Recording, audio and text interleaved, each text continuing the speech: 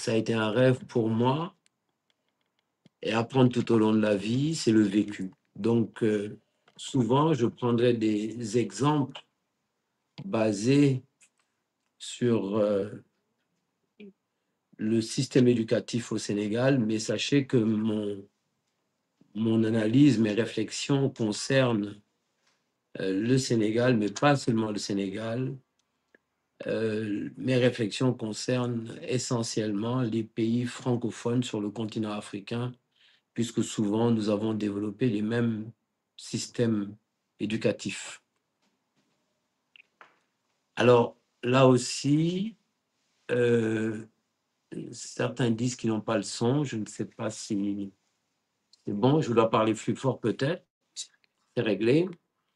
Là aussi, donc, j'insiste, mes analyses, mes avis, mes constats concernent donc, vont au-delà du Sénégal.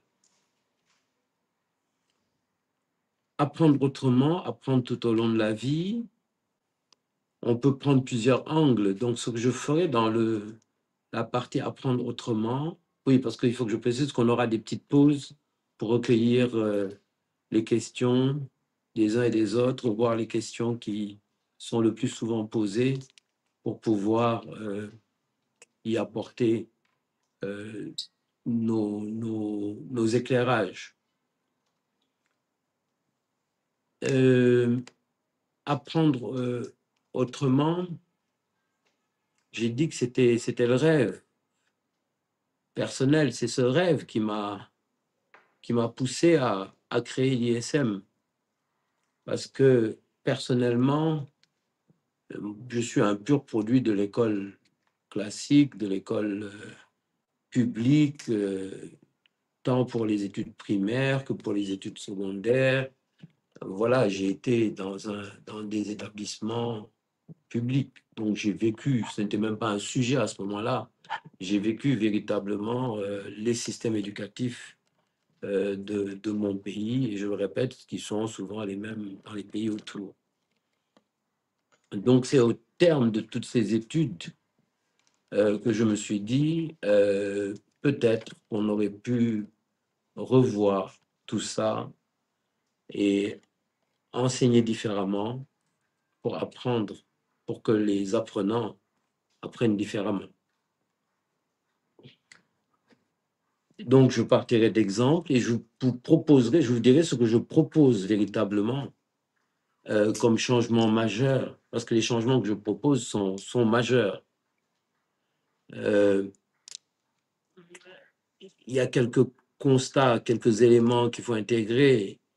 Un de nos maîtres disait que le savoir ce n'est plus un stock, c'est un flux. Ça peut sembler évident, mais il faut noter quand même que dans bien des systèmes et dans nos pays, le savoir est déposé comme un stock et délivré comme un stock à l'élève et à l'étudiant.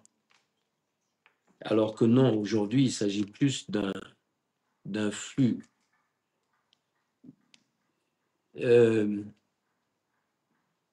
Donc, je vois un nom, je vois Nou Ouattara qui va entrer.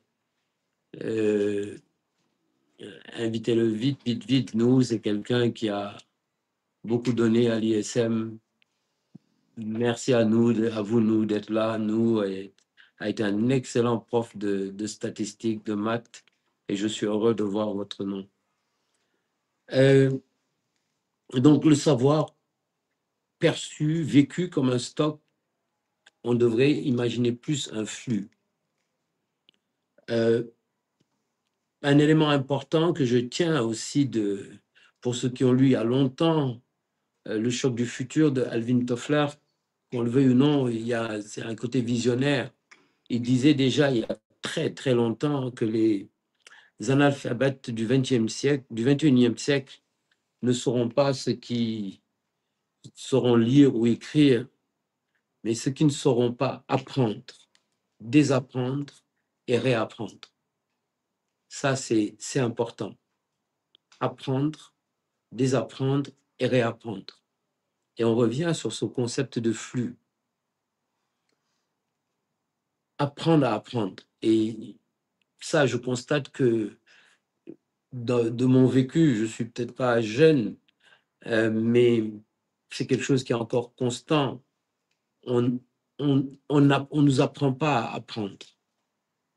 Ça, c'est un sujet. Il faut régler ce problème-là. Et j'apporterai quelques propositions après. Et il faut penser nos écoles véritablement comme des espaces où l'on devra apprendre à apprendre, apprendre à penser, apprendre à s'inventer. Ceux qui sont passés à l'ISM savent quelle est l'importance du développement personnel dans le cursus, parce qu'il est important de s'inventer et il était important, en tout cas moi, dans la création de l'ISM, il était important pour moi de mettre l'apprenant au cœur du dispositif et non pas le contenu. L'apprenant passait avant le contenu. Donc, euh, très tôt, j'ai lu Alvin Toffler et c'est peut-être euh, sous cet angle-là que je me suis engagé à apprendre à apprendre et à partager cela avec toute la jeunesse que je croise, que j'ai rencontrée. Sur mon chemin, j'ai croisé aussi, je me suis posé avec des hommes d'exception, ce que je les appelle mes points cardinaux, mes 4 points cardinaux. J'aime parler d'eux. Je pense à quelqu'un qui n'est pas connu, qui n'a pas été vraiment connu, c'est Mamoudou Touré. C'était un ascète, un sage. Je pense à Amadou Mokhtar qui a vécu, qui a été centenaire. Je pense à Cheikh Hamidou Kane, qui est là à nos côtés. Et je pense à Babacar Ndiaye, qui a été le président de la BAD. Je les appelle mes 4 points cardinaux et chacun dans la méthode, chacun m'a beaucoup apporté en termes de méthode et chacune de ces personnes m'a encouragé dans cette dynamique d'apprendre à apprendre. Et je vais en citer peut-être 2. Amadou Mortambo, qui très tôt a invité les systèmes éducatifs à s'ouvrir à toutes les connaissances, à tous les savoirs. Et ça, il l'écrivait déjà, il le disait déjà il y a très longtemps. Et la deuxième anecdote concerne un de ces 4 repères que j'ai, un de ces 4 points cardinaux, c'est Babacar Ndiaye, qui a été le président sénégalais, un Sénégalais qui a été président de la BAD. Lorsque je venais lui me plaindre en lui disant, mais cette jeunesse ne sait pas grand-chose. Il me répondait, non, Amadou, elle sait différemment. Et sont ces diverses rencontres qui ont alimenté mes réflexions, ces rencontres avec ces personnes, et ces rencontres avec des jeunes comme vous, je vois des noms, mes échanges avec vous m'ont poussé à apprendre à apprendre, et j'ai appris à vos contacts, à vous toutes et à vous tous. Et pour ça, je ne cesserai de vous remercier. Et je vais aller droit au but sur la première partie, apprendre autrement.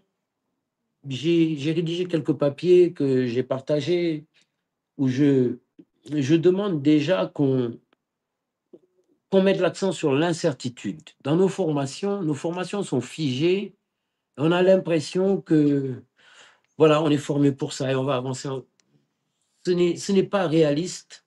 D'abord, vous le savez comme moi, et vous le vivez pleinement aujourd'hui, que les métiers dont on parle vont disparaître pour diverses raisons. Mais déjà, lorsque nous procédions à la création de l'ISM, déjà, nous avons vu des produits disparaître et des métiers disparaître à ce moment-là. Je pense au secteur de la photo. À la création de l'ISM, la pellicule photo existait encore. Aujourd'hui, vous avez vu, voilà, elle va même être réinventée. mais la pellicule photo a disparu. Je pense au système de vidéo. En technologie, les choses sont allées à une vitesse telle que bien des métiers ont disparu. Donc, sachant que ces métiers vont disparaître, moi je dis, prenons conscience d'une chose, c'est qu'en face de nous, ce qu'il y a, c'est l'incertitude. Apprenons à vivre dans un monde incertain.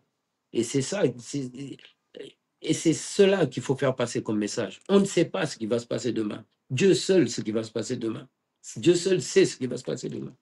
Donc, quand on me dit, j'appelle ça la plus grande des inepties, quand on me parle d'adéquation, formation, emploi, ce n'est pas possible parce qu'on ne sait pas quels vont être les métiers de demain. On ne peut pas former quelqu'un véritablement. On le verra tout à l'heure, il y a la formation professionnelle. Mais euh, il est difficile de préparer quelqu'un à un métier voilà, qui va disparaître. Donc, je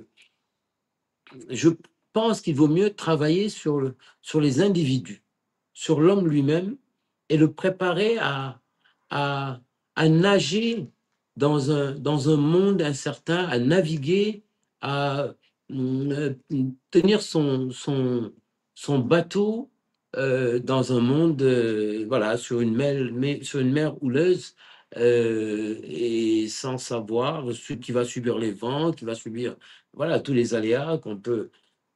Ça, c'est important de l'intégrer dès le départ. On ne sait pas vers quoi on va. Et donc, j'entends des parents demander à leurs enfants, j'entends qu'est-ce que vous allez faire plus tard? Eh bien, on ne sait pas, parce qu'on ne sait pas ce qui va se passer plus tard. Donc, travaillons, j'invite à ce que l'on travaille véritablement sur, sur, la, sur la personne. Travailler sur la personne, ça veut dire pour moi, très tôt, former des jeunes à plus d'adaptabilité. Il faut inviter naturellement notre jeunesse d'abord à être transdisciplinaire. Il faut s'intéresser à beaucoup de choses et comprendre que les situations ne peuvent être que complexes. Quand vous avez euh, des situations différentes, complexes, incertaines, voilà, je compare ça à celui qui tient, voilà, qui tient son bateau dans en mer houleuse. Donc, il nous faut inviter, ça nous oblige à aller sur des formations transdisciplinaires. Transdisciplinaire, ça veut dire d'urgence qu'on arrête nos spécialisations au lycée. Et certains pays l'ont compris tardivement, le font, et nous ne l'avons pas encore compris, pas suffisamment dans nos pays, en Afrique de l'Ouest, en Afrique francophone. Oui, je suis en série scientifique, oui, je suis en série littéraire, oui, je suis en série. Voilà, ça, c'est, à mon avis, c'est une très, très grosse erreur. Donc, dans la réflexion, là, dans la préparation à l'incertitude, euh, je propose que l'on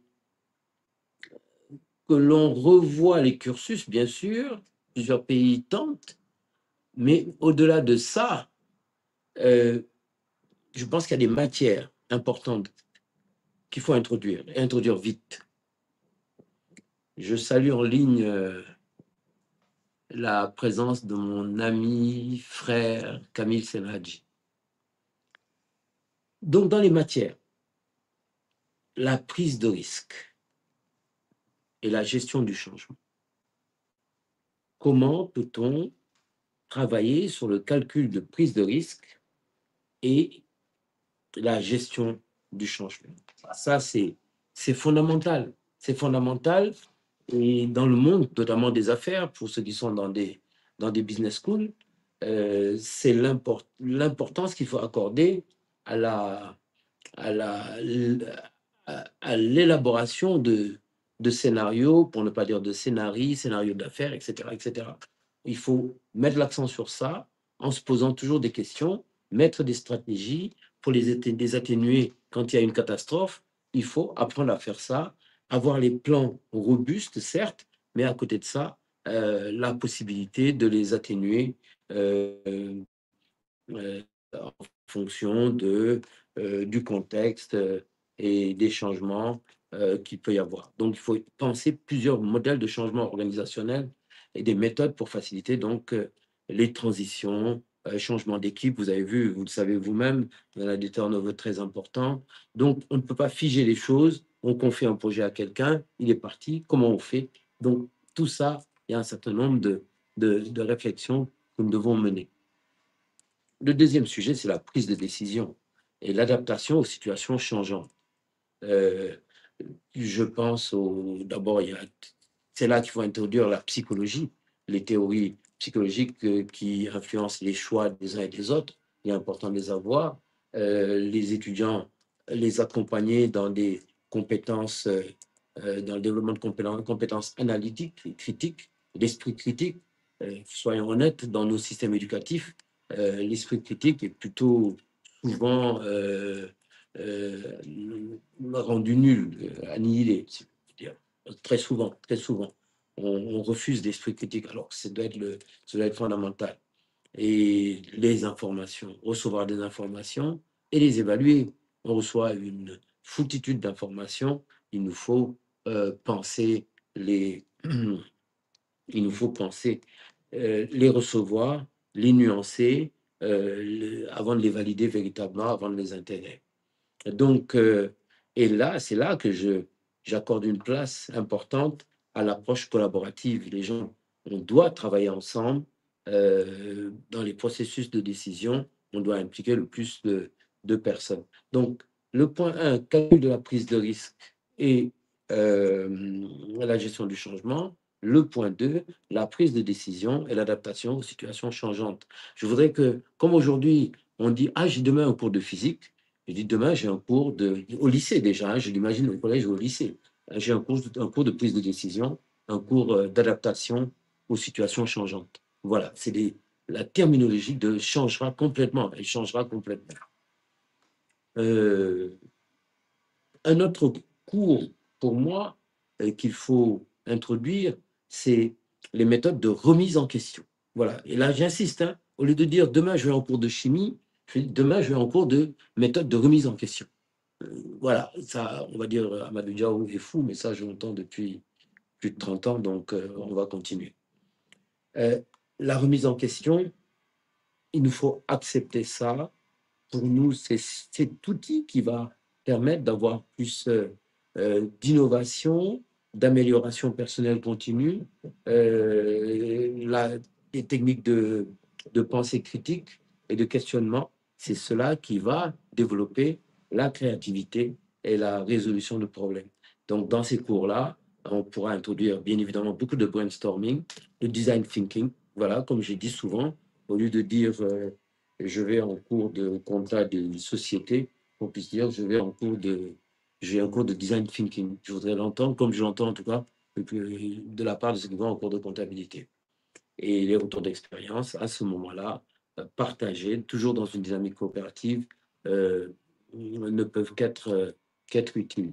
Donc, le premier point, j'ai dit, le calcul de la prise de risque et la gestion du changement. Peut-être qu'on va afficher ce tableau des 7 points, d'ailleurs. Le calcul de la prise de risque et la gestion du changement. Non, on y est, c'est les 7 points, les 7 points, les 7 points. Donc, le calcul de la prise de risque et la gestion du changement, la prise de décision et l'adaptation aux situations changeantes, les méthodes de remise en question, on vient de le voir, et l'adaptation aux nouvelles technologies et tendances du marché. Ça, c'est fondamental. L'adaptation aux nouvelles technologies et aux tendances du marché. Je ne vous donnerai pas de leçons. Je sais que toute cette jeunesse aujourd'hui va même bien plus vite que moi sur ce sujet-là. Donc, afficher, 1, le calcul de la prise de risque et la gestion du changement. 2, la prise de décision et l'adaptation aux situations changeantes.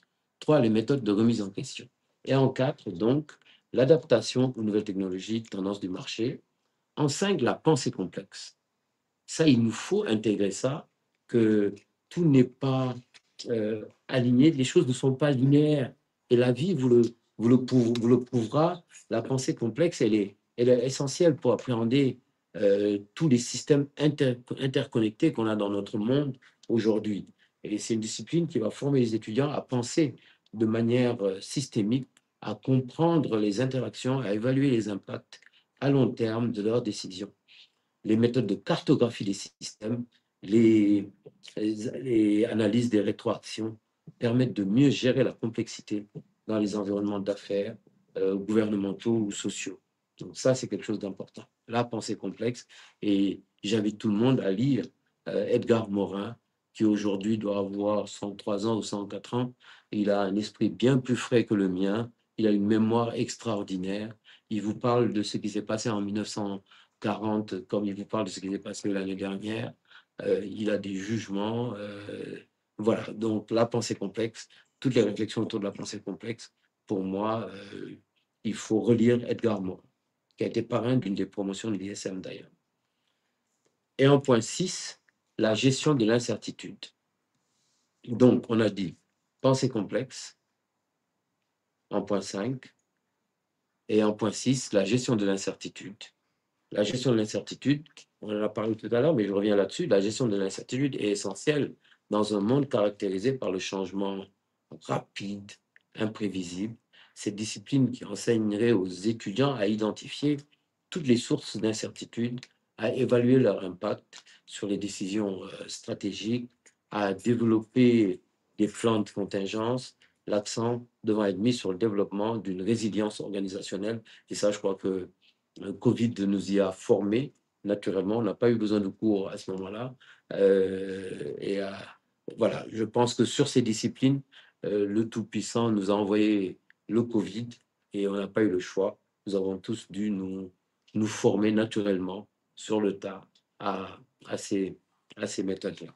Donc, imaginez l'emploi du temps de votre petit frère, de votre enfant au lycée, à la place de certaines disciplines ou aux côtés de certaines disciplines en tout cas. J'aimerais bien voir la chimie dans un petit coin et voir la gestion de l'incertitude quasiment, comme disait, il a 3 heures de gestion de l'incertitude demain. Voilà. Et vous allez voir, je suis convaincu que ça peut changer beaucoup de choses dans la vie, dans l'élaboration de nos systèmes. Les méthodes d'analyse prospective, oui, demain, là aussi, c'est les techniques de scénario ou de scénarii. C'est une discipline qui doit préparer les étudiants à anticiper l'avenir par le biais de l'analyse prospective.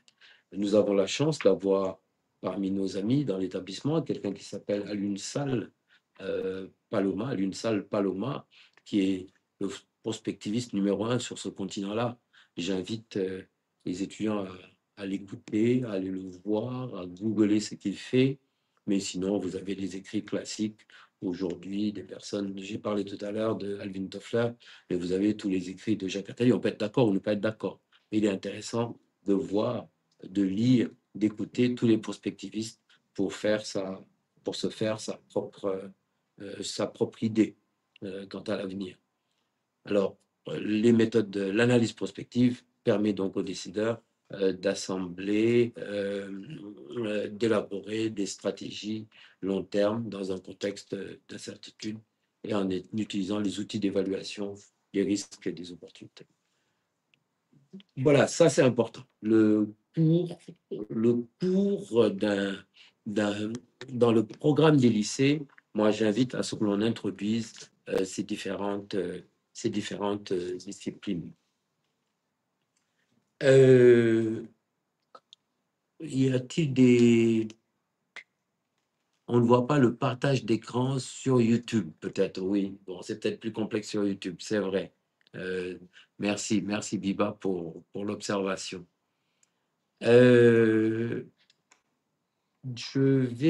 Donc j'ai mis l'accent d'abord sur cette partie-là, parce qu'elle me tient à cœur. C'est un combat que je mène depuis très très longtemps et j'essaie de le faire passer. Là, on me demande comment le faire. Moi, j'ai dit qu'il y a des pays. Il faut choisir d'abord certains pays qui sont prêts à faire évoluer rapidement leur système, parce que vous savez qu'il y a énormément d'obstacles, il y a des blocages partout. On n'aimerait pas vous toucher à une discipline, il y a l'association des professeurs de cette discipline qui va monter au créneau, pourquoi on réduit notre volume horaire, etc. etc. Donc, c'est pas facile, ça demande beaucoup de volonté, un engagement fort. Bon. Mettons, si j'arrive en tout cas à en convaincre 2, 3 de plus à chaque conférence, qu'il faut faire évoluer les contenus les programmes dans les écoles. C'est déjà une chose. Dans cette même dynamique, je propose donc quelques réformes fondamentales dans le système éducatif. Je propose un nouveau découpage des années dans le cycle secondaire. Le mythe du bac qu'on a dans tous nos pays. Je sais qu'il y a eu des cas de suicide sur le bac. Ça me fait poser le cas de notre relation à l'échec d'abord, avant de donner peut-être les points, avant de vous donner la liste des points de réforme que je propose, la relation à l'échec. J'ai lu quelque part que l'échec était le brouillon de la réussite. J'ai lu ça quelque part, j'ai aimé la phrase. J'ai rencontré aussi à Harvard, il y a plus d'une dizaine d'années, une dame qui était extraordinaire et son livre, elle avait publié un ouvrage, son livre s'appelait Échouer, échouer souvent. Et ça fait réfléchir. C'est ce qu'il faut régler en premier, à mon avis, tout de suite. La relation à l'échec. La relation à l'échec. Veillez d'abord à ce qu'il y ait moins d'échecs scolaires et savoir transformer ces échecs. Il y a 10 ans, donc maintenant, il y a une quinzaine d'années, le président Abdoulaye Wade m'avait fait appeler. Il avait fait son analyse personnelle en me demandant combien d'élèves inscrits à l'école primaire, au CI, arrivaient à l'université, d'abord. Et puis le deuxième point, c'était parmi ceux qui entraient à l'université, combien allaient jusqu'au bout, combien allaient dans le privé, combien allaient dans le public. Il m'avait posé une série de questions et c'était à la fin, pour me dire, mais vraiment, vous les dirigeants d'école, vous n'êtes pas au point encore. Qu'est-ce que vous faites de toute cette masse qui a échoué? Au lieu de vous concentrer sur le 10e ou le 15e qui arrive aux études supérieures, pourquoi vous ne pensez pas à toute cette masse qui a échoué? Et c'est ça le sujet. Comment changer cette perception, relativiser le bac. Certains pays ont démarré tardivement, relativiser le bac, réduire ce mythe du bac. C'est important. La peur de la terminale, atténuer cette peur de la terminale, en faisant quoi? Pour moi, à mon avis, en développant tous les programmes jusqu'à la classe de première, et que la terminale, ça se fait dans certains pays, je pense en Grande-Bretagne ou ailleurs, l'équivalent de la terminale, que ce soit une classe de préparation à l'enseignement supérieur. Déjà, dans nos pays, on sait que le bac est un diplôme d'enseignement supérieur. Le bac est diplômé et délivré par le ministère de l'Enseignement supérieur. Donc, faire un découpage de telle sorte que, à la première, on a vu ce qu'il fallait voir et que la classe de terminale soit une année de préparation aux études supérieures. Je n'invente rien, d'autres le font et ça se passe très bien dans certains pays. Donc, et ça atténue le mythe du bac, déjà, que la terminale soit une année de préparation aux études supérieures, pour ceux qui veulent faire des études supérieures. On parlera tout à l'heure de la formation professionnelle. Je vois un Ibrahima Gueye, alors j'en connais un, en plus il écrit en anglais, j'en connais un, sa particularité c'est d'avoir été le premier élève inscrit à l'ISM dans l'histoire. Il revendique d'ailleurs une statue pour lui, parce que ça a été le premier, je vois, il confirme, oui, c'est le premier élève qui s'est inscrit à l'ISM. Merci, Ibrahima, d'être là. Très touché. Votre statut, je demande à l'actuelle direction de penser à votre statut. Voilà, qui sera peut-être sur ce nouveau campus, parce que j'aurais dû commencer par là. Vous n'avez pas d'image, mais ce serait bien de poster l'image du nouveau campus, là, tout de suite.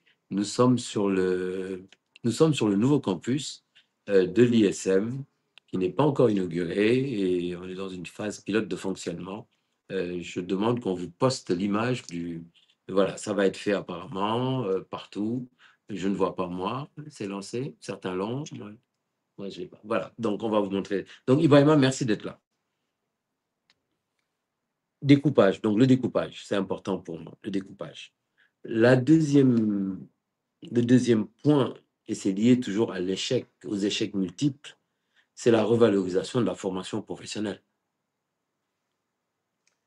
Ma lecture est la suivante. La perception qu'on a, nous, de celui qui est formé à un métier, quand on dit métier, c'est les métiers de base dont on a besoin, le métier de soudeur, d'électricien, le métier de plombier. Là, on a des besoins colossaux qu'on n'arrive pas à satisfaire. Donc, ma lecture à moi est la suivante, c'est que les autorités, je l'ai proposé dans plusieurs pays, les autorités devraient penser, dès la classe de quatrième, à faire la promotion, à présenter des cas de succès de plombiers, de soudeurs, de bien de les valoriser, de raconter leur histoire. Alors, ces personnes-là, pour moi, seraient accompagnées par des entreprises, par un secteur privé fort.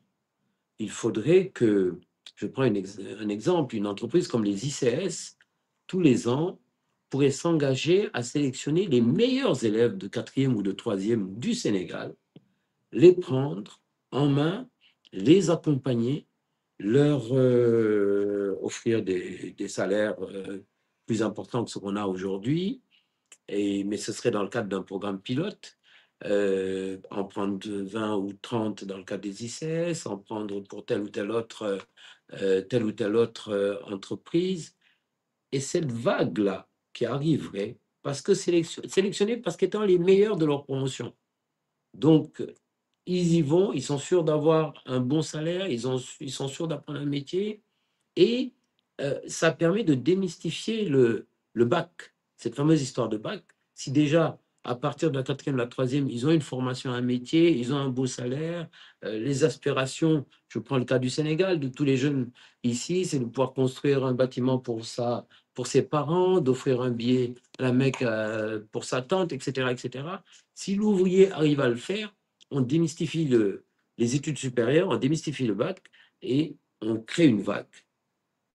Donc, plus de crédibilité à ces métiers-là, un accompagnement avec le secteur privé, mais ce que je dis partout, le blocage, pourquoi la formation professionnelle ne marche pas dans nos pays, c'est l'exemplarité. On envoie nos enfants dans des établissements parce que le voisin a envoyé son enfant dans l'établissement. On envoie son enfant dans un établissement parce que le maire de ma commune a envoyé son enfant dans un établissement de formation de soudeur ou d'ouvrier. Donc, c'est l'exemplarité, c'est fondamental. Si les décideurs, les leaders d'opinion ne le font pas, personne ne le fera.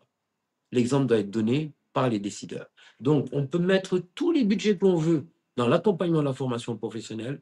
Ça ne marchera pas, je le dis de manière très claire, je l'ai dit partout, j'ai dit à Conakry, j'ai dit à Bamako, je l'ai dit à Dakar. Ça ne marchera pas si les leaders d'opinion, les décideurs, si nous-mêmes, nous ne mettons pas nos enfants dans ces établissements-là. Sinon, c'est perdu, c'est perdu, c'est perdu. Je suis très, très formel sur ce point-là, parce que j'ai vu que chaque fois qu'on nous a, dans les premières années, quand quelqu'un est venu s'inscrire à l'ISM, c'est parce que un voisin, le fils du voisin, le fils de, etc., l'avait fait. Et c'est le lieu pour moi de saluer la mémoire de deux ministres de tutelle. Je pense à Madior Diouf, qui a été notre ministre de tutelle. Je pense au ministre Moustapha Souran. Tous les deux, à un moment, ont pris cet engagement-là en disant: nous mettons nos enfants là, dans ces établissements, parce que nous y croyons et nous représentons la tutelle, et ça a eu un impact très important. Donc, je tenais à saluer la mémoire de ces deux ministres du Sénégal. Donc, formation professionnelle, oui, dans le cadre d'un partenariat avec les établissements, le secteur privé, fort. Voilà, à l'écran, vous avez le nouveau campus ISM fonctionnel. C'est de là que je vous parle. Euh, on a tous une pensée particulière pour cette petite villa du Point E, avec ses 3 pièces, Ibata, Abdoulaye, Ibrahima. Vous avez connu ça et on est dans le même quartier. Et là, toutes les activités sont regroupées dans cet immeuble. Je vois des applaudissements. Monsieur Gassama, Fodé, merci à vous, Aïcha. Voilà, donc vous êtes les bienvenus dans ce bâtiment qui est juste extraordinaire. Voilà. Donc, formation professionnelle, partenariat État, secteur privé et surtout exemplarité. Exemplarité. Je vois les applaudissements qui viennent de partout. Alors, les applaudissements ne sont pas pour moi. Je voudrais que les applaudissements soient orientés vers quelqu'un qui s'appelle Abdou Diouf, que vous connaissez, qui est aujourd'hui le directeur général du groupe, qui est de la, qui est de la promotion de Annick Senghor, qui est en ligne. Abdou et son équipe, Monsieur Amar, tout ça avec le soutien fort de Camille Senadji, notre partenaire, partenaire stratégique, partenaire donc de l'ISM aujourd'hui. Voilà, on réalisait ce projet. C'est une parenthèse. Vous voyez, Bibata, Annick Senghor, c'est votre promotion. Vous allez finir par nous faire croire que c'est la meilleure promotion. J'ai encore des doutes. J'en ai d'autres bien meilleurs que vous par la suite. Donc, merci à vous. Je continue. Donc, formation professionnelle, nous en avons parlé, c'est important. Le point 1, c'était le découpage des années scolaires. Ça, c'est mes 10 points. Monsieur Macalou, ce sont les 10 points. Donc, le découpage des années dans le cycle secondaire. Le point 2, la formation professionnelle. Et le point 3, la place des STEAM. Alors, avant, on disait Science, Technology, Engineering and Mathematics. Et moi, avec mon ami, mon aîné Souleymane Bachirdian, nous avons insisté sur ce A. Le A, c'est Art. Donc, Daouda est là, je les vois vraiment. Daouda, vous devez imaginer, vous qui avez été élève, employé à l'ISM, je peux imaginer votre émotion quand on voit cette photo du nouveau campus ISM. Merci à vous. Merci, merci. Et donc, l'estime, il est important. Ça a été une volonté du gouvernement sénégalais. Dans le cas du Sénégal, je pense aussi que plusieurs pays aussi, j'ai retrouvé ça dans les stratégies de plusieurs pays francophones, l'importance des mathématiques, des technologies. Oui. Mais nous, dans un souci de créativité, de développement de l'innovation, avec Souleymane Bachirdian, nous avons insisté sur l'importance de mettre les arts, la place des arts, développer les arts dans les programmes éducatifs pour accompagner la créativité et l'innovation. Donc, important, la place d'estime. Et j'interpelle, moi, souvent j'interpelle les décideurs, les industriels sur l'estime. Il faut retenir un chiffre, que sur 1000 bacheliers au Sénégal, et c'est valable pour les autres pays, je vous dis, il y en a 3 qui sont dans l'ancienne série C, ou qu'on a appelé excellent aussi. Sur 1000 bacheliers, il y en a 3 qui s'orientent, qui font une terminale maths pure. Un pays sans mathématiciens, voilà, moi je suis très inquiet. Quand il n'y a pas de mathématiciens dans un pays, mais Dieu merci, nos gouvernants l'ont intégré. Il faut approfondir la stratégie. Et je salue là aussi mon ami, collègue, frère Moustapha Guirassi, fondateur de l'IAM et qui est aujourd'hui ministre de l'Éducation nationale au Sénégal, avec qui j'échange beaucoup, qui manifeste une disponibilité. Voilà, et donc je le salue ici. Donc la place des STEAM, oui aux maths, beaucoup de mathématiques, et oui aux arts, accorder une place plus importante aux arts dans les systèmes éducatifs, c'est une urgence. Le point 4, qui travaille sur les listes. Le point 4, c'est l'enseignement des langues. Là, il y a un sujet. Il y a un vrai sujet dans nos divers pays. Toutes les analyses ont prouvé qu'il fallait enseigner en langue nationale très tôt, dès le départ. Ça, c'est vérifié. Je pense que ce n'est plus un débat aujourd'hui. Il faut mettre en œuvre. Et je salue aussi les initiatives dans le public en ce sens.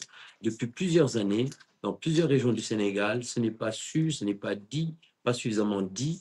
L'enseignement en langue maternelle, dans la langue locale, se développe notamment en Casamance, dans le Fouta. Ce sont les grandes villes qui sont encore réticentes, des villes comme Dakar qui sont encore réticentes, mais de grands programmes sont mis en place dans l'enseignement des langues, l'enseignement par les langues maternelles dès les premières années. Ça, c'est un sujet.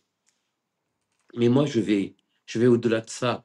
Il y a d'autres combats, il y a un autre combat qu'il faut mener, c'est cette richesse qu'on a, nous, je pense, en africain, la diversité linguistique de notre continent. Je vois Penda Traoré, la promotion de Nelson Mandela. Merci à vous d'être là, Penda. La diversité linguistique de notre continent, c'est un trésor. Les autres ne l'ont pas. Donc, évitons de nous replier. On parle d'intégration si on croit. J'insiste sur le fait d'abord que la première langue doit être la langue maternelle ou la langue du milieu, en langue d'enseignement, d'apprentissage. Au départ, ça considérait que je suis un défenseur de ça. Mais au-delà de ça, il nous faut voir un peu plus loin. On parle d'une intégration africaine, et l'intégration africaine, qu'on le veuille ou non, vous avez le Swahili, vous avez le Hausa, vous avez le Yoruba, vous avez le Peul. Ce sont des langues qui sont parlées sur plusieurs pays. J'appelle ça, moi, des langues d'intégration. Donc, il faut introduire ce concept-là, les langues d'intégration. Les langues d'intégration. On aime l'Afrique, on aime ce continent, il faut l'aimer, il faut l'aimer. Et pour ça, il faut qu'on puisse communiquer entre nous et aller au-delà de nos frontières. Donc, promouvoir, choisir en fonction des régions. En Afrique de l'Est, que le Swahili soit partagé par tout le monde. Dans notre zone à nous, que ce soit le Hausa, le Yoruba, le Peul, les Djoula peuvent nous accompagner sur des langues, etc. etc. Donc, c'est un point très, très important. Sachant que ce sont des langues qui ont des millions de locuteurs. En Swahili, on devrait avoir 150 millions de locuteurs en Swahili déjà. Donc, mettre l'accent sur cette partie-là. J'y crois. Et ceci, c'est parce qu'on pense Afrique, on pense devenir d'autres continents. Et puis, sans complexe aucun, vraiment là aussi, je le dis sans complexe aucun, il y a ces langues qu'on a appris, que certains de nos grands auteurs, de nos écrivains ont appris les butins de guerre. L'anglais, le français, le portugais, l'espagnol. Ce n'est pas parce que ce sont les langues des colons que l'on doit les rejeter. On en a besoin dans la vie de tous les jours, on a besoin de l'anglais dans la vie de tous les jours. La francophonie, on peut contester peut-être le caractère politique de la francophonie, mais la langue française, c'est une langue qui est là et qui est parlée par des dizaines de millions de personnes. Le portugais, l'espagnol, pour moi, sont des langues butin de guerre. Donc, ce sont nos langues. Il nous faut les intégrer, il nous faut les apprendre. Ça, c'est important. Et le monde est ce qu'il est. Vous le savez tous. Examinons, l'ISM l'a commencé depuis 20 ans, je crois. Allons voir ce qui se passe en Asie. Aujourd'hui, parler le mandarin ou parler hindi, parler le mandarin, c'est 1,2 milliard d'habitants. Donc, on est en mesure de parler avec 1,2 milliard de personnes sur la planète. Donc, il faut aller vers l'enseignement du mandarin, le hindi, 500 millions de locuteurs. Il nous faut intégrer ces langues-là dans les programmes. Nous avons commencé il y a longtemps. Il faut accélérer cela. Il faut que l'on s'y mette tous. C'est l'Afrique. C'est l'Afrique qui va y gagner. On peut avoir un point de vue, un jugement sur ce que le président Senghor a fait, mais on ne peut qu'accepter le rendez-vous du donner et de recevoir. Et ce rendez-vous, il est là aujourd'hui. Il nous faut donner, il nous faut apporter. Et pour apporter, il faut qu'on connaisse l'autre, qu'on maîtrise l'autre. Si eux n'ont pas fait l'effort de nous connaître, tant pis. Mais nous avons nos richesses, faisons l'effort de connaître les autres et d'apporter aux autres ce que nous avons sur notre continent. Et puis, il y a l'arabe. L'arabe, pour moi, dans nos systèmes éducatifs, dans le cas de mon pays, le Sénégal, doit avoir un statut particulier pour des raisons culturelles, religieuses. Voilà, on a depuis très longtemps intégré l'arabe dans des programmes, dans les daras. Donc, c'est une richesse. Il nous faut lui donner un statut particulier et l'accompagner. Donc voilà, l'enseignement des langues. On va reprendre la liste donc des points sur les grandes réformes. Je dis un nouveau découpage des années dans le cycle secondaire où l'on arrêterait véritablement le lycée en classe de première et la philo serait enseignée tout le cursus, mais ça on pourra en parler. La terminale doit être une année de préparation aux études supérieures pour ceux qui veulent faire des études supérieures. Il ne faut pas que ce soit un objectif, il faut que les gens soient en mesure d'arrêter leurs études, d'avoir des sorties, des couloirs de sortie sur ces autoroutes-là, qu'on ait des routes de sortie dès la classe de quatrième, la classe de troisième et la classe de première. Et que ce soit une minorité qui aille faire, qui poursuive jusqu'en terminale, étant entendu que ceux qui font les sorties vers les métiers, à l'âge de 25, 26, 27 ans, peuvent intégrer les universités, et c'est à ces âges-là qu'ils sont plus à même de suivre un programme de type MBA ou autre, parce que riches de leur vécu. Donc ça, c'était le premier point. Le deuxième point, la formation professionnelle. La formation professionnelle, je dis oui, à des programmes pensés en relation avec le monde de l'entreprise, mais le mot-clé pour que la formation professionnelle fonctionne dans nos pays, il nous faut de l'exemplarité. Il faut que les leaders d'opinion, que les décideurs eux-mêmes inscrivent leurs enfants dans ces systèmes. Le troisième point, l'estime. Oui aux mathématiques, oui à l'ingénierie, pour de l'innovation et de la créativité, beaucoup d'art à côté de ces disciplines-là. L'enseignement des langues, je viens d'en parler longuement. Oui, la base, les fondamentaux en langue maternelle, l'ouverture sur des langues d'intégration africaines, ne pas développer de complexe vis-à-vis des langues de la langue des colons, ce que j'appelle le butin de guerre, et puis ce que d'autres ont appelé le butin de guerre, et j'adhère à cela, et puis l'ouverture sur l'Asie et l'arabe, un statut particulier. En point 5, je mets l'éthique. J'ai rencontré, nous avons reçu à l'ISM il y a très longtemps, quelqu'un qui s'appelle Patrick Aoua, qui a créé une très belle université qui s'appelle Achésie Université. Et il nous disait, il est passé en amphi, il a vu qu'il y avait un surveillant en salle, il nous a dit non, non, il nous faut, dans nos universités, il n'y a pas de surveillant, les devoirs ne sont pas surveillés. Les devoirs ne sont pas surveillés. Ah bon, oui, c'est l'éthique. Très tôt, les enfants sont piqués à l'éthique. Donc, en classe maternelle, il nous faut piquer à l'éthique. Je vois Annick Senghor qui nous interpelle sur le savoir-être. Alors, Annick, pour votre information, nous avons créé au sein du groupe ISM ce qu'on appelle la Soft Skills Academy, où les élèves sont tenus de passer. Et c'est dédié vraiment au développement personnel et au savoir-être. Mais je pense qu'on aura l'occasion d'en parler tout à l'heure. Donc, l'éthique, oui. L'éthique dès la maternelle. Dès la maternelle. Dès qu'on dit Afrique, les gens pensent corruption, les gens pensent l'éthique. Il y a des choses qu'on ne doit pas faire, il y a des choses qu'on ne doit pas se permettre. Il faut pour se respecter. Donc l'éthique doit être au cœur de tout. Mais très tôt, très tôt. Et puis enfin la philosophie. Elle nourrit la pensée critique. Et dans plusieurs pays aujourd'hui, on s'oppose à la critique. Les gens n'aiment pas ça. Le monde tel qu'il est, vous avez vu les dirigeants qu'il y a sur la planète. Voilà, la critique n'est pas acceptée. La moindre critique est brimée par les réseaux sociaux. Donc, le regard critique est fondamental si on veut construire quelque chose. La philosophie, qui fournit la pensée critique, encourage la réflexion sur les questions fondamentales, les questions existentielles, les questions de la vie. Ça, c'est important. Alors, au lieu d'en faire juste une classe réservée aux élèves de terminale, pour nous, la philosophie doit être introduite bien plus tôt dans les programmes, dès la classe de seconde. On m'a dit que dans certains établissements privés, même publics, il y a quelques expériences qui sont initiées où la philosophie est enseignée au moins sur les 2 premières années, sur les 2 dernières années, la première et la terminale.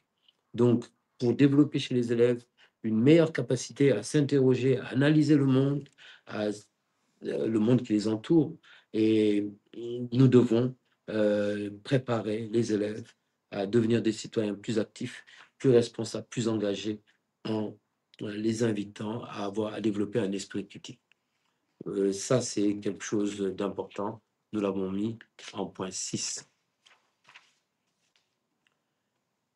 Le point 7. On peut passer au slide d'après. Le point 7. Le point 7, c'est l'enseignement des religions. Il n'y a pas de discussion aujourd'hui. Nous devons enseigner les religions, oui. Mais j'insiste beaucoup, ça ne plaît pas toujours.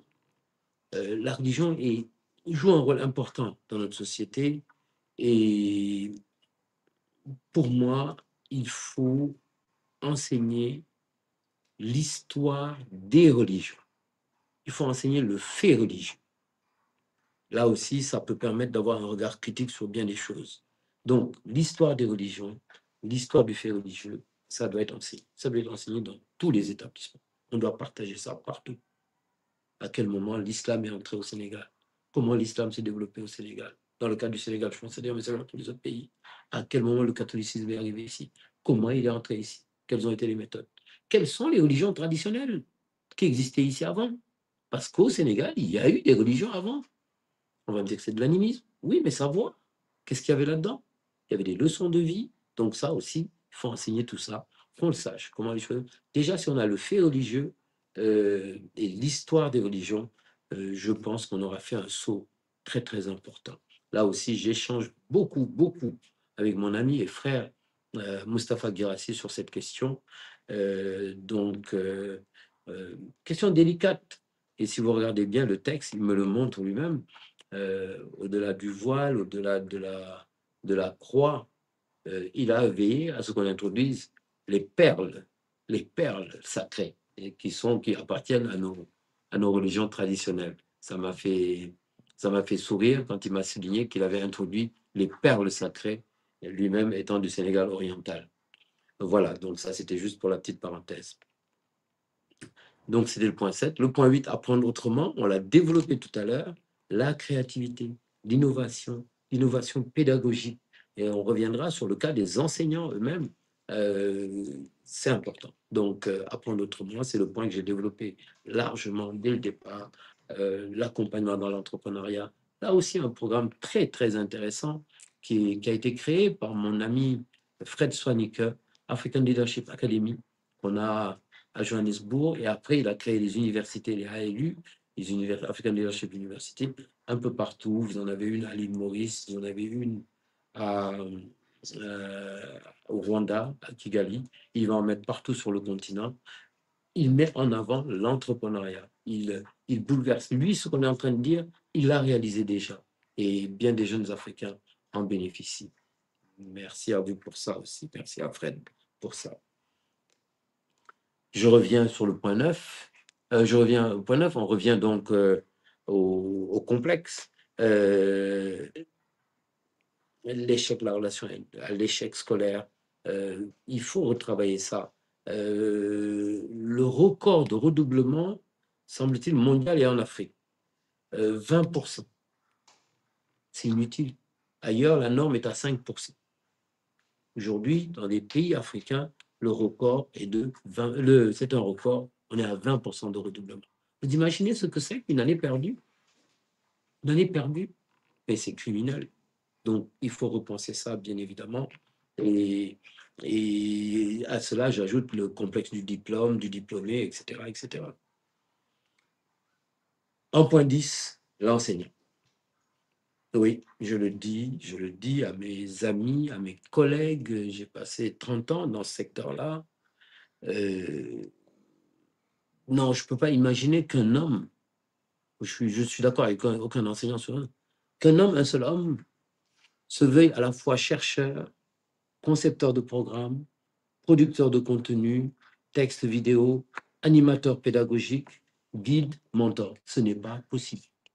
Ce n'est pas possible. Donc, pour moi, le métier, le professeur, ce qu'on appelle le professeur, doit être explosé. Il faut le décomposer en plusieurs métiers aujourd'hui. Chercheur, c'est un métier, avec peut-être de l'application.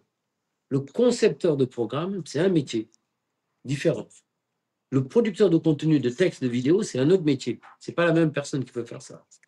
Aller en salle faire le show, c'est un autre métier. Souvent, vous avez des chercheurs tout tristes, aux mines tristes, qui arrivent en salle. Un peu que s'ennuient, ils n'arrivent pas à partager le fruit de leur réflexion parce que ce ne sont pas des animateurs, naturellement.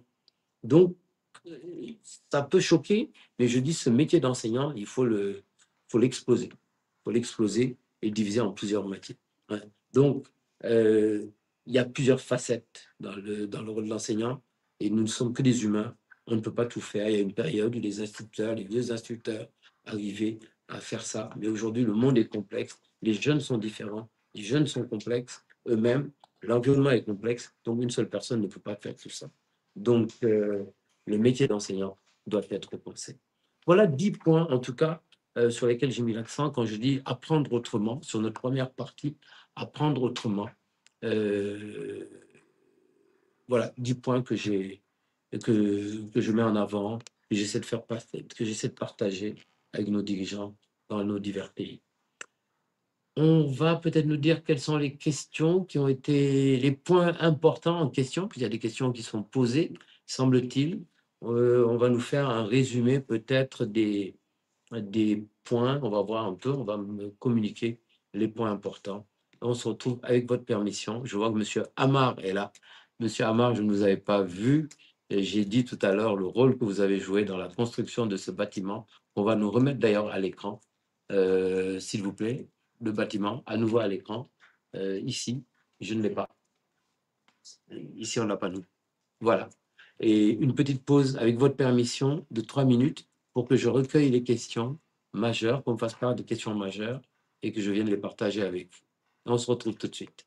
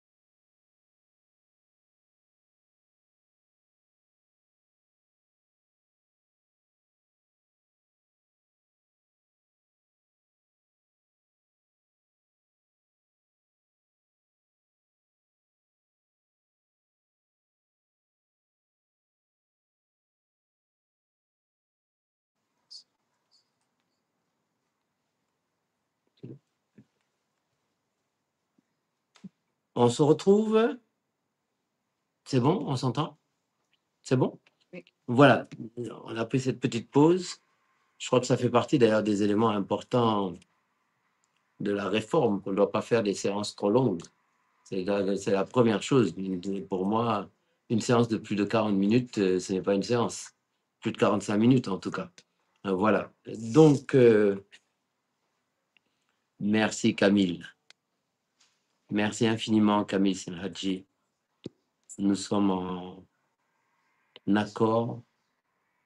Camille, former les esprits pour demain. Repenser l'éducation à l'ère de l'incertitude. Oui, tout à fait. Et sans avoir à parler, à beaucoup parler, on s'entend. On s'entend, on se comprend très vite.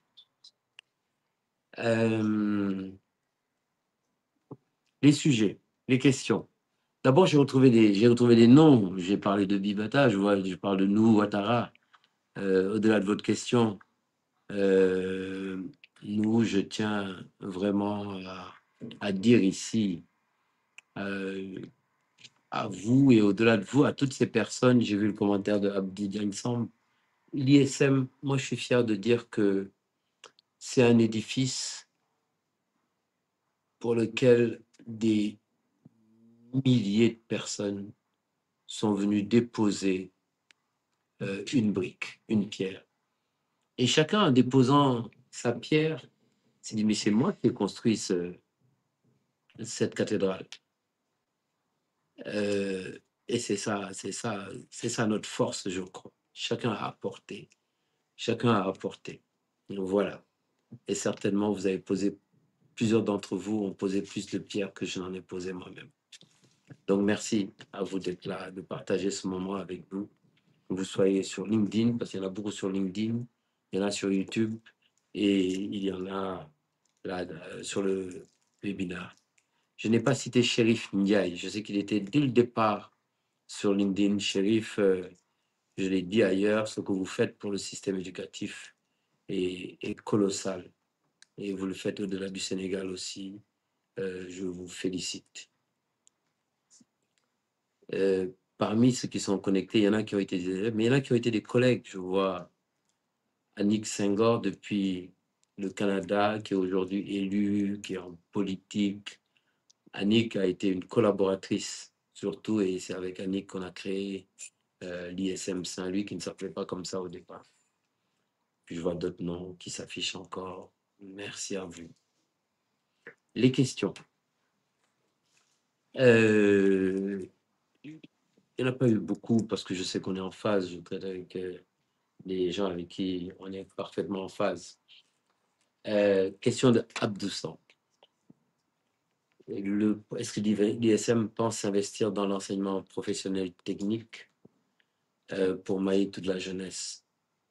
Il y a eu des tentatives de premières expériences, ça fait partie des projets, mais j'insiste beaucoup sur la perception que j'en ai. Je dis que ce secteur-là ne marchera que lorsque les leaders d'opinion, vous et moi, lorsque nous y mettrons nos enfants, et que ce ne soit pas la voie réservée à ceux qui ont échoué en formation générale ou sur les autres formations. Ça, c'est la base. Ça, vraiment, c'est la base. Il nous faut ça. C'est une chose. Mais je suis convaincu. Alors, mais Abdou, je dois préciser, Abdou Diansam, que je ne suis plus aux opérations à l'ISM. Ceux qui sont aux opérations sont en ligne. Ceux qui sont chargés du développement de l'établissement sont en ligne. Abdou Diouf est dans un avion actuellement. Il rentre d'Europe centrale, peut-être même d'Europe de l'Est, je crois. D'autres sont là et je me ferai ton interprète Abdou Diansam, je me fais ton interprète auprès de Mbayama, auprès de Léonard, de Camille, qui dirige aujourd'hui cet établissement. La vision de l'avènement à l'intelligence artificielle, je terminerai par ça, parce que c'est le sujet pour moi, sur l'apprentissage tout au long de la vie. Comment concevoir un programme d'enseignement des religions qui favorise la compréhension mutuelle? C'est pour ça que j'ai parlé Donc la question, c'est comment concevoir un programme d'enseignement des religions qui favorise la compréhension mutuelle, la tolérance et le respect des différences culturelles et religieuses tout en préservant l'identité culturelle africaine. Vous avez tout dit, vous avez donné la réponse même à votre question. C'est pour ça que j'ai demandé qu'on travaille plus sur le fait religieux et sur l'histoire des religions, de manière objective. Effectivement, chacun va vouloir tirer de son côté, mais c'est à l'État, à nos décideurs, ceux qui conçoivent les programmes, de mettre en avant, de mettre en musique cet aspect-là. Et je suis convaincu, je vous assure que j'ai des échanges réguliers avec le ministre de l'Éducation et nous partageons bien des points de vue, en tout cas. Parce que, voilà, et il m'écoute sur ces questions-là. Et nous avons eu des échanges très, très intéressants et très riches. Je tiens vraiment à le remercier pour son écoute. Donc, la question d'après, c'est comment on peut imaginer la transition, mais surtout, sachant qu'il y a des inerties. Et oui, c'est le plus dur. C'est le plus dur, c'est qu'il faut en faire, pour moi, l'élément premier. Les pays qui le comprendront nommeront ministre d'État le ministre de l'Éducation nationale. Il faut que ce soit la priorité des pays. Ce doit être le premier des ministères, le ministre de l'Éducation. Ce doit être le premier des ministères aujourd'hui. Parce que tout est là. C'est là qu'il y a c'est ça le sujet. Je suis convaincu qu'on a besoin d'un grand ministère de l'économie et des finances, qu'on a besoin d'un grand ministère des Affaires étrangères, mais le ministère de l'Éducation nationale, dans nos pays, dans notre zone, en Afrique de l'Ouest, là, en Afrique francophone, doit être le ministère numéro un. C'est le ministère de l'avenir, c'est le ministère de cette jeunesse qu'il faut former, qu'il faut accompagner. Donc, c'est par là que ça se passera. C'est par là que ça se passera. Une volonté, un engagement des États. Aujourd'hui, il y a des engagements qui sont pris, hein, véritablement. Mais dans les actes, effectivement, il y a toutes ces forces, il y a cette forme d'inertie, comme le mot que vous avez utilisé, qui sont là. Quelqu'un disait il y a longtemps, parlant du ministère de, du ministère de l'Éducation nationale, c'est un ministre français qui disait. Il parlait d'un mammouth, tellement c'était difficile à faire évoluer. Donc, vraiment, c'est dur, c'est dur. Mais je suis conscient de ça, et c'est parce que c'est dur qu'il faut le faire. Voilà. Intelligence artificielle, avons-nous dit. Oui, quand on parle d'apprentissage tout au long de la vie, c'est parce que il y a un contexte qui est là aujourd'hui. Il y a un contexte qui est là aujourd'hui. Merci nous. Merci nous. Apprentissage tout au long de la vie. Pour moi, il faut sauter dans ce train que l'on appelle intelligence artificielle. Il ne faut pas louper ce wagon-là. Il ne faut pas louper ce train. On n'a pas le droit. J'ai eu des inquiétudes pour Internet, mais lorsque je discute avec les jeunes ici, il y a un écosystème. À l'arrivée d'Internet, on s'est dit l'Afrique ne doit pas louper ce wagon. Il y a un écosystème qui s'est créé et je suis très fier de ce qui se fait dans nos pays aujourd'hui en termes de Orange Money, Wave, ce qu'il y a eu au Kenya, etc. L'Afrique est l'Afrique est là-dedans. Alors, je vois que Mustapha Maroun de Saint-Louis s'inscrit. Alors, vous savez, les Saint-Louisiens, ils arrivent toujours lentement et en retard. Merci d'être là, Mustapha. Mais c'est le propre de c'est ce qui fait le charme de ce qui fait le charme de Saint-Louis, c'est ça. On arrive en retard, on prend notre temps pour tout. Mais on a déjà beaucoup échangé, vous et moi, sur ces questions, donc vous n'aurez pas beaucoup loupé. Et une question qui est tombée avant de parler d'elle, est-ce que l'ISM pense s'orienter dans l'enseignement technique orienté vers les métiers du pétrole et du gaz? Il y en a qui le font et qui le font tellement bien. Je crois qu'on a quelques masters peut-être spécialisés sur ces questions-là, je crois. Je ne veux pas m'avancer hein, sur le fonctionnement même de l'ISM, mais on a une école, vous avez l'INPG qui est là aujourd'hui, qui est une école qui est bien assise. Je crois qu'on a quelques masters, on ne peut pas esquiver ça, on est là-dedans naturellement, mais c'est pas aujourd'hui notre axe majeur en tout cas.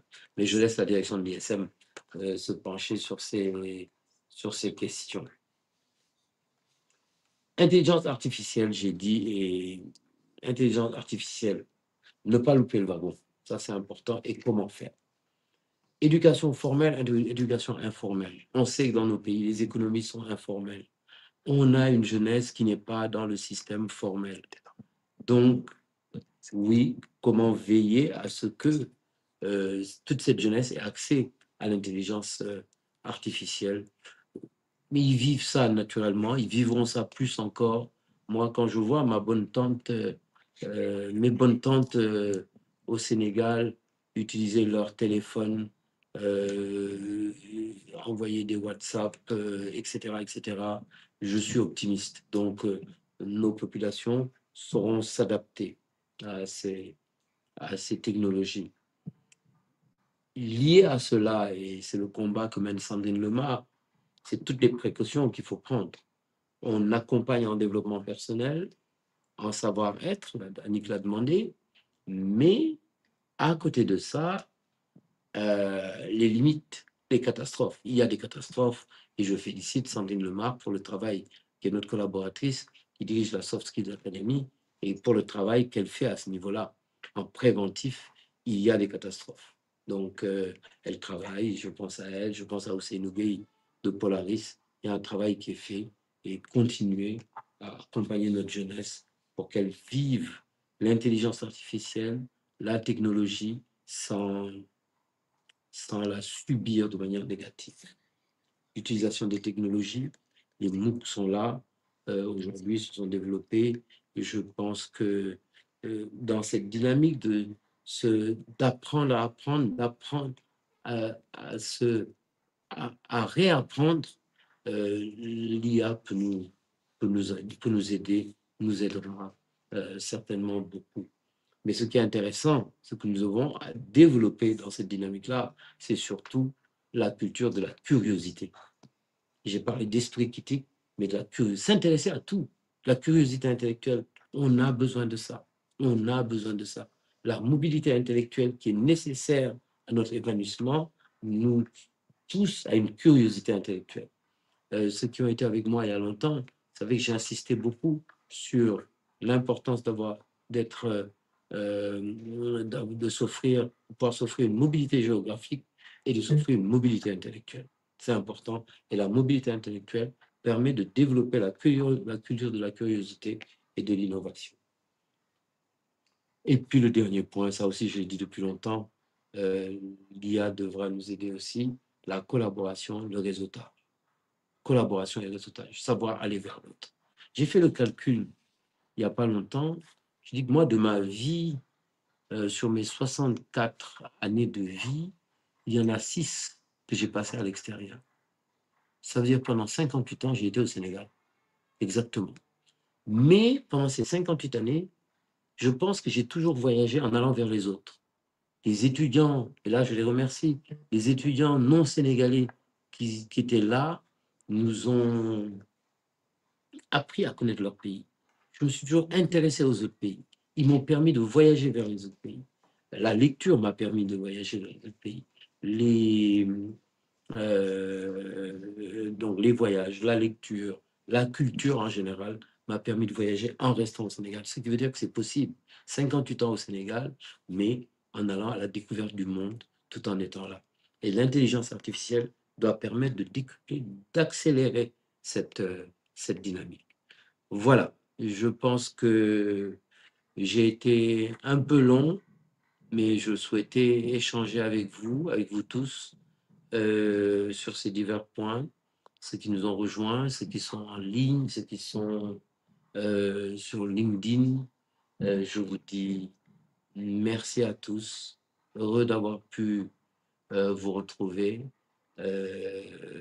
Et je crois, il y a une question de Annick Senghor-Preto qui est passé, comment les alumni peuvent devenir cette force d'influence de manière pratique. Madame Ouattara est là, j'y crois. Personnellement, l'histoire de l'école fait que je suis peut-être le mieux placé pour le mesurer parce que j'en croise partout dans le monde. Et Camille Senadji, la présidence du groupe, est en train de mener un certain nombre de réflexions pour que j'apporte un peu plus d'idées, un peu plus de contributions à l'édification d'un corps d'alumni encore, encore plus fort. Et j'ai marqué mon accord, je m'engage et nous allons y travailler avec Pascaline Ouattara, qui va être à côté de vous, qui va être à vos côtés, et moi-même encore plus sur le terrain pour rencontrer les anciens élèves. Cette maison, et je demande qu'on remette l'image du bâtiment, cette maison est la vôtre, chers anciens élèves. Elle a été pensée, conçue pour recevoir. Et je l'ai dit hier, j'ai fait mon premier tour parce que je vous dis, c'est la première intervention que je fais dans ce bâtiment qui n'est pas encore inauguré, mais les cours sont là, ont commencé. C'est toujours avec une... déjà, je parle avec beaucoup d'émotion, mais là, vivre ça, c'est avec une très, très grande émotion que je suis là, que je m'adresse à vous. Je m'adresse à vous qui m'avez aidé à nettoyer, à balayer les 3 petites pièces qu'il y avait au point E au départ. Annick sait de quoi je parle. Annick qui m'a aidé à Saint-Louis. On a été choisir les bâtiments ensemble. On a lancé l'initiative à Saint-Louis ensemble. La vie associative autour de Bibata et de nos amis gabonais qui étaient là. Et c'est le lieu aussi, je l'ai fait tout à l'heure, mais de saluer, de remercier quelques personnes qui aujourd'hui contribuent largement à préserver cet esprit ISM. Merci à vous toutes, merci à vous tous. Et on se retrouve dans vos villes respectives, j'espère, très bientôt. Je vous remercie. Voilà. C'est bon.